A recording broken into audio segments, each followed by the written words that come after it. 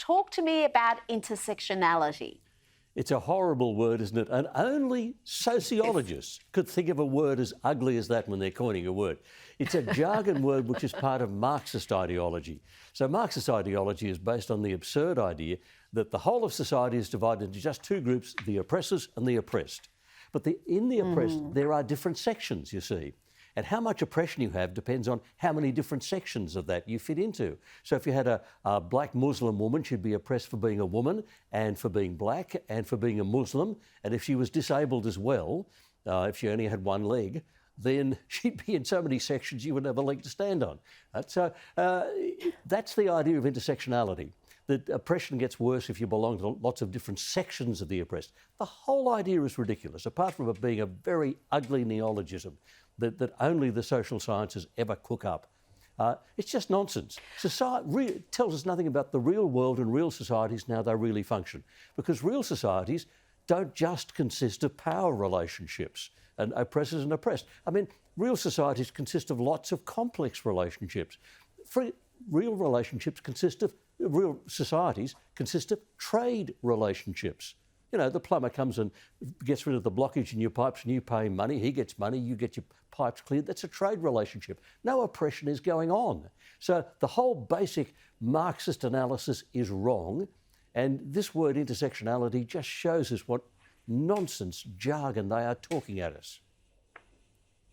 Oh, absolutely. And it's in our schools, it's in our workplaces, and I found it kind of amusing that the local council who employed that youth worker and the school were both feigning ignorance about the contents of the speech. It was, what else did you think a speech about intersectionality, privilege and pronouns was going to be about? Of course it was going to be this sort of crazy content. Caught us all by surprise. We had no idea. Yes. Please. We did not come down with the last shower. You knew precisely what was going on. Now, Kel, on another term that has popped up in the news this week, reverse racism. What can you tell me about that? The important thing to understand is that reverse racism is still racism. What it reverses is who is targeted.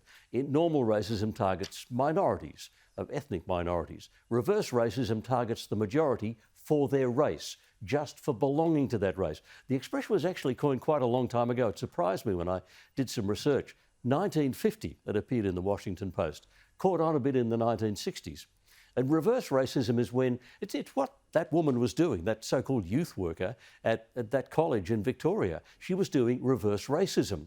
She took these group of strangers, young boys that she had never met before, and she attacked them, and she was bigoted against them on the basis that they were white and boys and Christian, which just made it all worse, you see.